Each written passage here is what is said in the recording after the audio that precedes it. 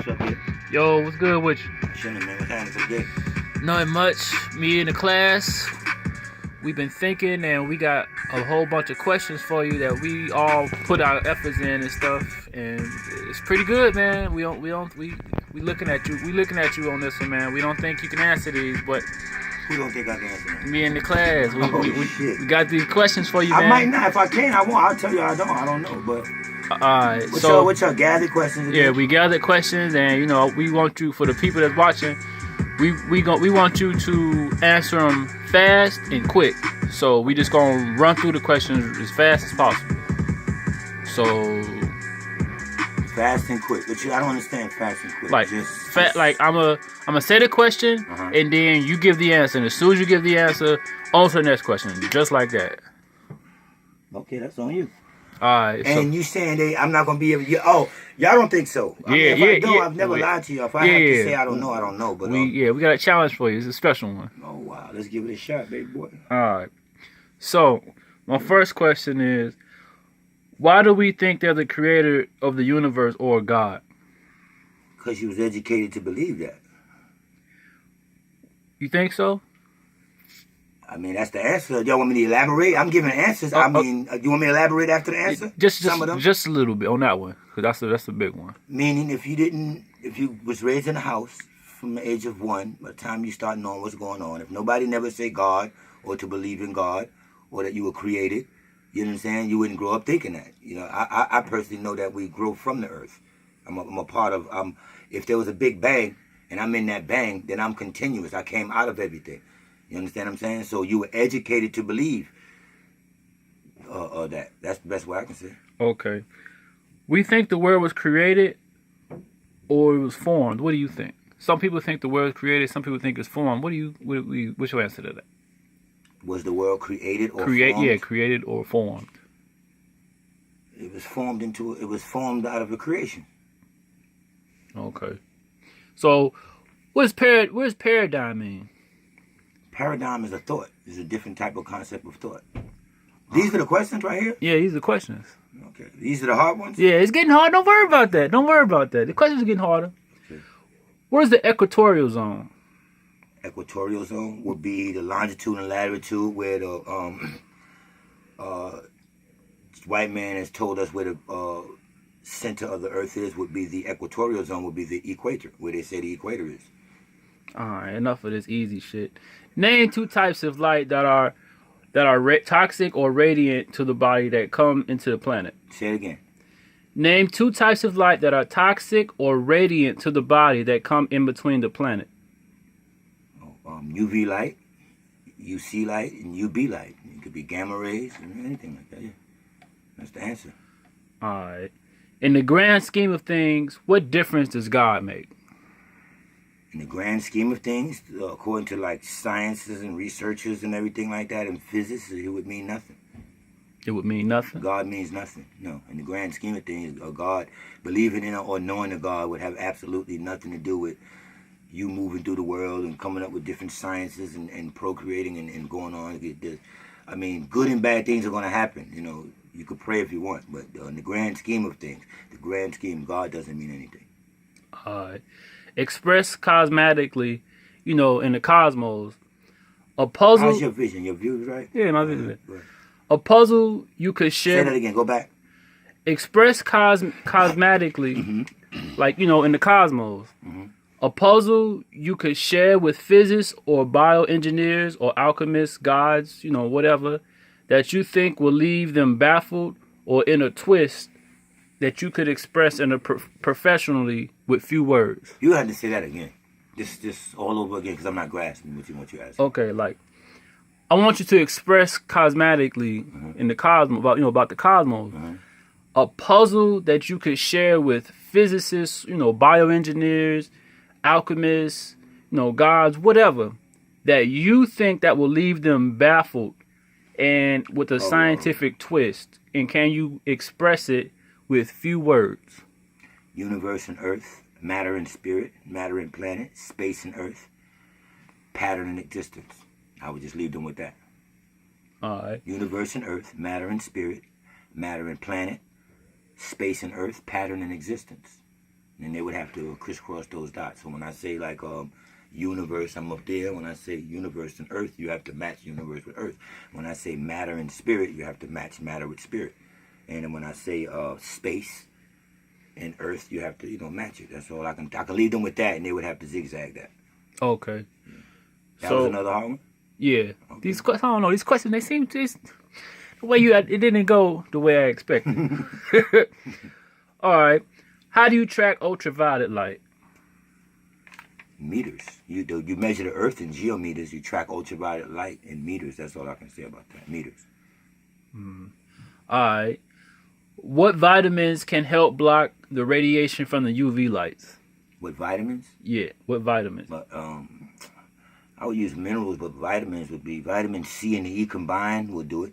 Vitamin C and E combined would do it. But this would be like better than like a suntan block. Would be like loading yourself with vitamin C and E would be better than using suntan lotions or tan to block the sun, because that's actually will give you the cancer. They're actually producing cancer. They got stuff in suntan lotion that's really radiating and giving you cancer. So vitamin C and E would be sufficient. Okay. I got a real good one for you. According to mainstream physicist science, what is the depiction of the sun? In popular science terms, what is the depiction of the sun? I mean, according to how they view the sun? Yes. Oh, they say the sun is a nuclear reactor, and it has hydrogen and helium in it. That's what the sun is a nuclear reactor with hydrogen and helium in it. That's according to science in America and how they put it in their books. Is that correct? No, it's not. All right. What is the sun composed of? If they're wrong. Metals. The sun is composed of metals, a lot of metals, and plasma. The sun is plasma. Plasma shield on the sun. And the sun is actually pulling planets. The sun, there's never been a planet evolved around the sun. The sun is actually in front of all of the planets, pulling the planets, and the sun gives when a rocket ship go off and all the fire come out of the back, right, like a funnel. Yeah. It shoots out gold lumps, silver lumps, a lot of incredible things that come out of the sun that kind of combat the chemical trails that's in the atmosphere, gold dust and stuff like that, and etc. But yeah, the sun is metals. It's magnetic. It's a magnetical thing. All right. Why is the sun not gold anymore? Why is the sun not gold anymore? Because you got more? Yeah. Why is the sun not gold anymore? And according to the spectrum, where is the sun now? Why is the sun not gold anymore? And according to spectrum, where is the sun at now? The sun is in a white spectrum. Since around 85 to 1988, maybe over 30 years ago, the sun has moved out of one spectrum into a white spectrum. So the sun we're actually looking at now is looking real white. And it doesn't have that corona on it anymore. The corona will be like the outer rings of Saturn or something like that. It doesn't have the gold, the yellow. So that's why the sun is appearing white right now. The sun is in a white spectrum. That's what's going on with the sun. Because it's traveling, as I just said. The sun travels. And when it travels, it picks up certain particles that can pollute it. And we can get pollution in the sun, in the center of the sun too, in the core, because the sun is traveling, picking up so many atmospheric toxins and shooting them back off as a thrust, as like a rocket ship shooting off. And the sun is contributing to giving off a lot of poison stuff too. Okay. Yeah. So in the school system, they teach us about hieroglyphics. What's older than hieroglyphics? Petroglyphs. Okay. These are the questions? All right, go ahead. Yeah, Petroglyphs. these are the questions. Okay. What's the oldest info on the planet that older than African, Egyptian, or older than Vedas, Anunnaki knowledge? What's the oldest information on the planet? The stanzas. STANZA. The stanzas. The stanzas. Mm-hmm. To elaborate just a little bit on that? That's not true. That's just doctrine. You wouldn't know it if I elaborate on it. It's like you just named doctrines. Hindu Vedas, the Anunnaki information. That would be Enuma Elish, Atrasis, that I teach y'all about. And I have at times said this is the oldest information because that's where I wanted y'all to be at that point. There was no sense of extending y'all to the stanzas. The stanzas will be monolithic structures. The pyramids and things like that are not monolithic structures. Monolithic structures left behind from monolithic structures. You get petroglyphs, which were stone writings, which expressed creation in stone writings, stone carvings. It expressed Genesis. It's the true Genesis. It's the true Atreus. It's the true creation story. So that's the oldest information there is available on the planet. Okay. The stanzas. So you keep speaking of petroglyphs. What are petroglyphs? What is that exactly? It's carved writings in stones that described creation. It's writings that was in stone. The oldest thing that we can find on this planet was in petroglyphs. Hieroglyphics was left in carvings on walls. Okay. Okay, to explain the Anunnaki or all the Egyptian information. Petroglyphs was left by the solar gods, and that's when you get stone carvings of the true creation, how this thing was truly put together. Okay. Mm-hmm. And our last question: what does the range UV light have from space to the planet? Say it again. What is the range of UV light have from space to the planet? I mean, if I explain it, it's like UV light should deflect and go back and go back. It shouldn't hit the planet. Say if you at a 48-degree north latitude on the planet, UV light shouldn't get to you, if you understand what I'm saying. UV light shouldn't get to you. So that's, scientists understand that. If you're at a 48-degree north latitude on this planet, you should be comfortable enough where the UV light or ultraviolet, UV is ultraviolet, by the way. UV light would not be able to come down and do anything to you. But it's no protection. The atmosphere is getting thinner and thinner, and a lot of things are now coming through, like particles and stuff like that. What particles are? Was that the last question? Yeah, that's the last question. Let me just try to make this interesting, man. What particles are is when you take an atom, and while I'm speaking, if you think of the tip of a knife, and that's the furthest you can go. You can break an atom down. Once you start breaking atoms down, you get zetas, quarks, ziggers, until you just can't go no more, until you just see particles. Particles are really round balls, right? You can't splice no more, so that's called the atomos. The atomos. That would be called the atomos. And then we build from there. This is why you get a man named Adam. We're not talking about that kind of atom. We're talking about splicing an atom all the way down till it can't splice no more. Why? Because it would become 360. It would become like the tip of a knife. And say if you just see a marble, if I start telling you to cut a marble, you can't cut into a marble because you're kind of like zip. You know what I mean? Another way, right? Something like that. Yeah, but something square shape, tetra shape gives lead for you to cut on it. You understand? It gives a lead. But when you break atoms down to the particles is what life is. That's what forms life. That's everything. Those particles will be like drip drops, like round and stuff like that. And then you starting from life. We're a part of those particles. So I'm already here. I'm just growing with life. I didn't watch life be created. I just grew with it. And you got to understand, God's mentor would be his own creation. If there was a God and he had someone who he gets information from, who he seeks his information from, it would be his own creation. What God create, him himself would have to wait and see what creation do. And then he would teach his own self. So God has a mentor, and his mentor would be his own creation. And that's what people don't are failing to think. I think I got some more questions. Did these questions too? No, we done with those. Huh? We done with those. Oh, okay. Yeah, we done with those. Okay. Yeah. So you got anything else? Because that was it right there. That my own students didn't think that. To be honest with y'all students, that wasn't hard work. That was like I don't get there. That is kind of a little bit above what we've been doing, because I don't want to lose people. But in the world of science and chemists and physics and all that, I didn't just do nothing heavy. That wasn't really heavy. That was just merely nothing to me. That was, you know what I'm saying. I talk in my atmosphere channel like that. Right. And I keep it, but I can go on and kind of make it more interesting, man. But y'all wouldn't want to go on. You got to understand transition metals. You have to know what metals transist. And even in order to even go in and start calling yourself a creator, or going and start looking under microscopes and all that kind of stuff, like you said earlier, the grand scheme of things is that microscope. You know what I'm saying? And earlier in my life, if I went under the microscope instead of that sniper scope, I would have been a little more prominent even now. But I took a different scope to view things under. But right now, we're getting it. You know what I'm saying? So it's not as complicated as people think. Scientists and everything, they make everything complicated. They try to use fancy words, try to do all this crazy shit, but I don't know, man. I got my little lab. I do my little experiments.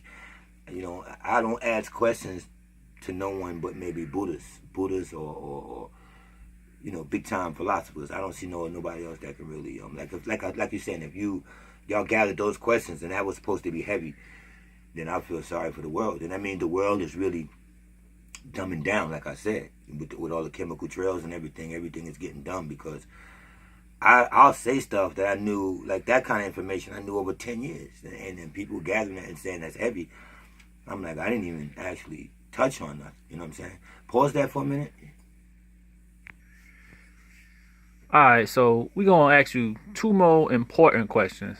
Here we go again. So the most important question is, what is life? Everybody have a different take on it, but talking to you, from you, what does life mean? What is life? Life is patterns, vibrations, and tones. Death is when those patterns, vibrations, and tones cease to exist or cut off. Your vibe is life, and vibe is like a light. It cuts on and it cuts off. When you're vibing, that's life. When your vibe is cut off, that's death. Life is vibrations and tones. Just that simple, huh? Just that simple. Then, if it's that simple, then whose life is it? According to your own mental perception, it's yours. If you think it's yours, according to you, it's your life. If you say it's God's life, He created everything, and you give all the glory to God, then you're saying it's God's life. If you're saying you're a part of life, then you're saying life is me. But if you're saying, if you want to ask what is life, and you say, well, I'm life, then life is you. It depends on your mental. I can't, a perception is everything. Whatever somebody perceives something to be, that's what it is to them. Doesn't have to be truth, but it is truth to you because that's how you perceive it. So life is how you perceive it. If you don't think to say it's vibrations and tones, then how would you answer the question, how is life? If somebody asked you right off the top, what is life? How would you answer? You'd be stuck. You probably wouldn't answer. You have to think first. Yeah, right? I probably wouldn't answer. I probably wouldn't. There you go. Life is vibrations and tones, man. When vibrations, it's like light and darkness. The light is on, you bright. The only reason there's brightness or light is because you have eyes. If you don't have eyes, what's light or bright? How can you prove to a blind man that there's lightness? You can't. Right. Light is only because you have eyes. If you don't have eyes and you work in the darkness, you've never seen light. You don't know nothing about light. How can I prove to you light exists? I can't show it to you. You understand what I'm saying? Yeah, I understand what you're saying. So the light has to be the light inside you already. That's in the darkness, but the darkness comprehends it not. That's what they say. The light shineth in the dark, but the darkness comprehends it not. It's not that it doesn't comprehend it, it gets out the way. Light and darkness gets out the way for each other. When it's getting ready to be light, the darkness or just shadow just fades away. And when light is dimming down and darkness comes, it's the yin-yang effect. They complement one another. We all worrying about good and evil. There is no good and evil. There's light and darkness. You understand? We rather work in the light because the light are the particles. The light is the brilliance. It's the machine work. We were machines first. When they formed from particles and everything like this, these vibrations, these patterns, when they formed into what you see as transformers. This is real what they're showing you. They know their research. You have to be in the cosmos arranging things. You can't be, if right now the sun can burn us or anything 42,000 miles above the air, we can't breathe oxygen no more, then what our makeup is now is for on the planet. But out there, you have to have another makeup. So what makeup are these gods in? They were in machine makeup. They were not even cyborgs because it wasn't human parts. They built machines with technology first, just like you see robots. It was machines designing the universe. Autobots, robots, Elobots, things like that, transformers. And then they kept working on technologies and bringing different things to different planets. This is why dinosaurs, like I told you, they take dinosaurs with them everywhere they go as Tonka trucks and vacuum cleaners. And dinosaurs have 2 brains. They're so big. People don't know that. Dinosaurs have 2 brains, they found. I didn't know that. Yeah. People won't know a lot of stuff until they tune in to Apex God Body, man. Until you tune in, man, please subscribe, man, because I do this for fun. The channel now is APEXXGODBODY.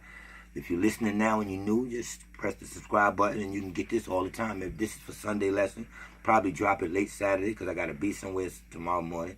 So this probably dropped tonight. If y'all watching this Saturday, this is Sunday's lesson for tomorrow. I don't know what tomorrow is. What date tomorrow? 24th, 23rd or 24th or something like that. 25th.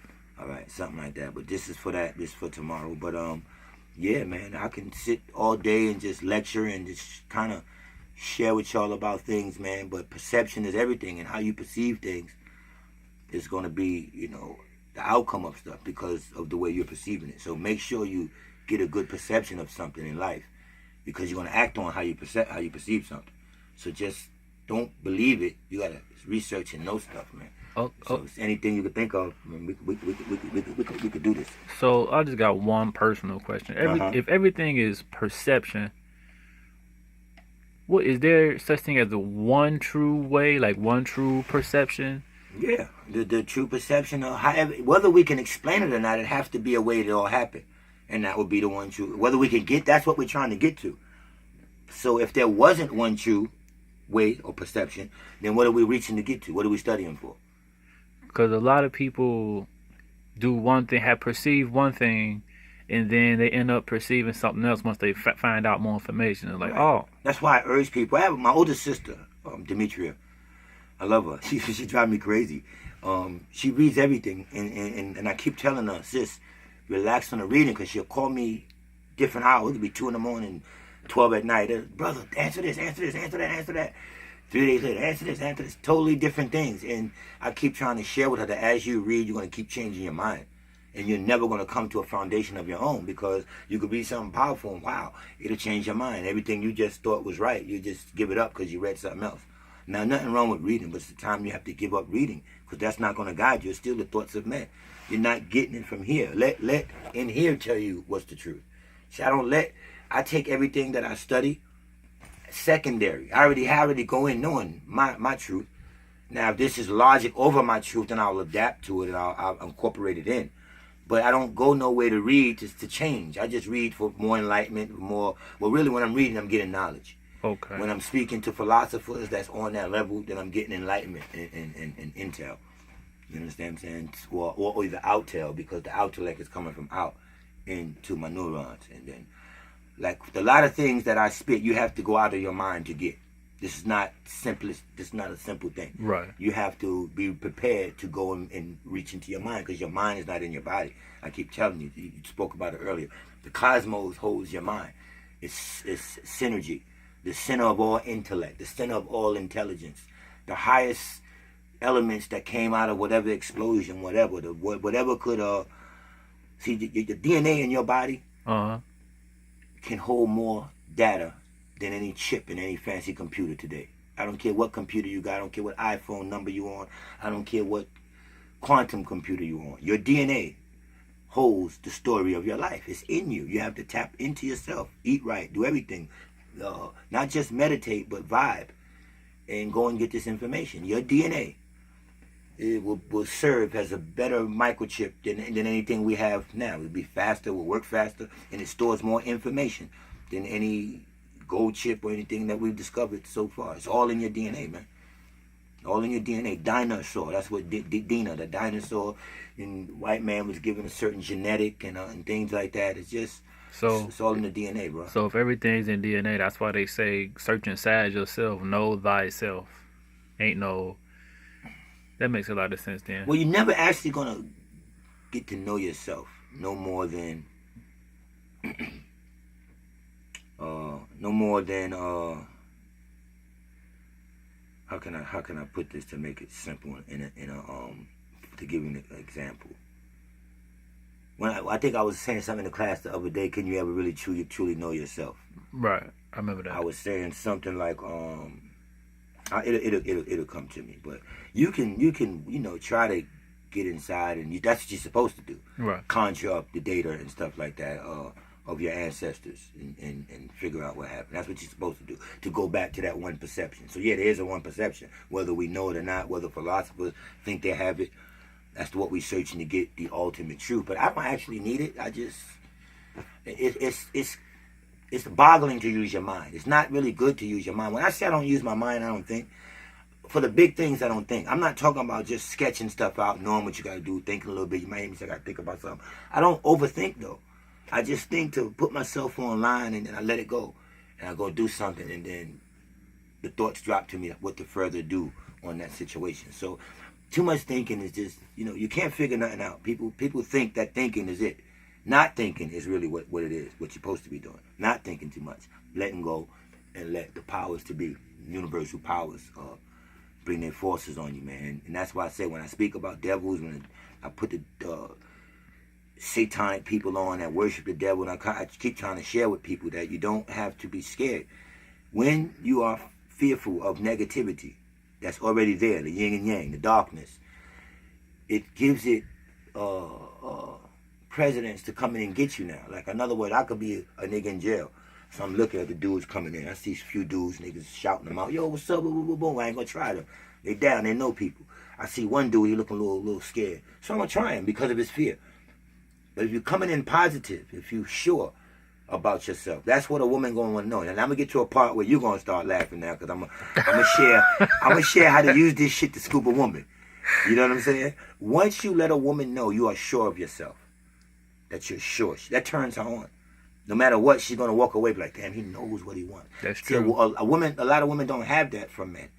They gotta cater to men. What you gotta do? Watch over them and all of that kind of shit. You ain't gotta watch over me. I'm sure about what I want. When I'm being a baby, want to be pacified by my woman, yeah, you gotta help me with shit, because I'm really just letting go and relaxing into your arms. But I'm a very man that knows what he wants. I'm very sure of myself. And like I said, certain keywords to women. You have to have a nice smell when you're talking to them, because women are very observant. And when I look at a woman, I'm adding up a whole outfit. I can in a minute let you know your status. I'm looking at your watch. I'm looking at every single thing you got on. And that's why it's important to, I tell guys, it's important to stay fresh or stay looking like something. Stay changing jackets. Somebody asked me the other day, I watched your show, man. You just got so many jackets you be wearing. How many jackets do you think I got? A couple of hundred. You know what I'm saying? Because I don't stop shopping. So what I tell people is you have to have more than 365 pair of underwear, because that's something you want to change every day. So it's not good to people to have maybe 1 or 2 jackets and you keep rotating and people are seeing you in the same stuff. It's not good. It's a power when people continue to see you change it. It don't have to be expensive stuff, don't get me wrong. But different clothes, you have to have a lot of different type of clothes, different looks.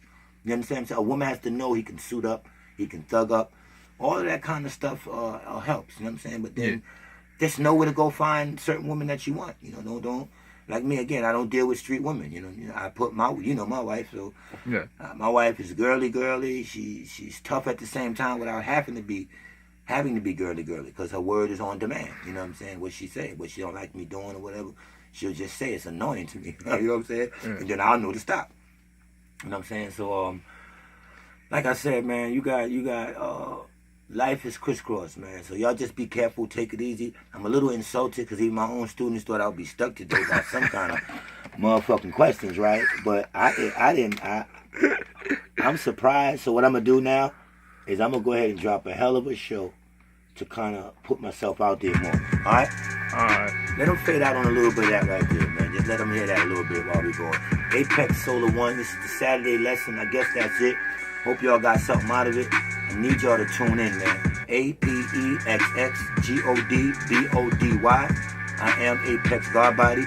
I am APEXXSOLAR1. I am it. There's a lot of gods out here, right? And you're going to run across a lot of people who's going to claim to have the truth, to know the truth. I don't know how y'all got this set up right here. This is that booth shit. I guess he put the stuff in the booth right here to have a background. But anyway, there's a lot of gods out here, right? But when you listen to your boy APEXXSOLAR1, I'm looking at the camera too, so make sure you got everything right.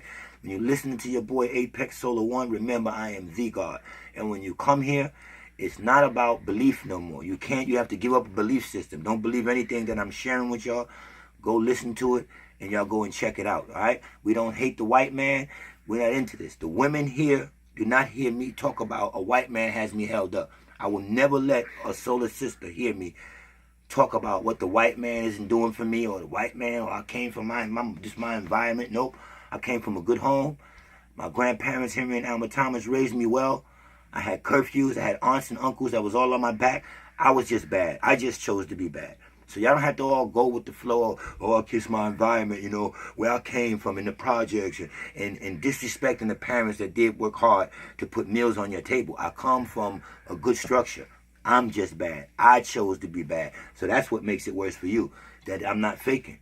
That I would destroy you because that's who I am. Not because I came from no bad place. Then that means we will all have that story. Oh, my mother didn't raise me, and I get sick of niggas with that bullshit about that. And the white man held them down. When you come here to the Pope program, protectors of the planet Earth, you have to be someone who can spit something agriculturally, and then you just give it back. That's all you do. We're not trying to sign up to make a further movement, approach governments, or nothing like that. I want people for the POPE, Pope program, Protectors of Planet Earth, and to join my other program, which is the SWAT program, and you pick something from that SWAT program that you want to teach, and you come on, or you ask questions, and I'll share it, or you come on yourself on the atmosphere and everything, and you come on and you teach it. And that's the furthest extent that I wanted to go. It's nothing to join.